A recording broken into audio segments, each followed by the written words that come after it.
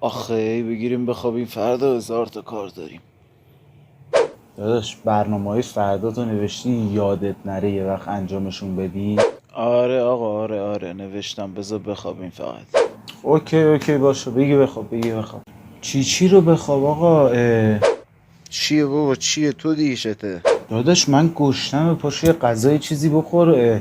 نمیشه. بابا دهن سرویس، بگی بخواب فردا نون بربری با چای شیرین بهت میدم بخوری عشق کنی، بگی بخواب فقط. باشه بابا باشه، تا فردا. خوبی عزیزم؟ اگه گذاشتید من بخوابم تو دیگه چته نصف شبی. هیچی بابا، فقط خواستم بهت بگم قبل خواب نمیخوای یه سر وی پی ان تو روشن کنی؟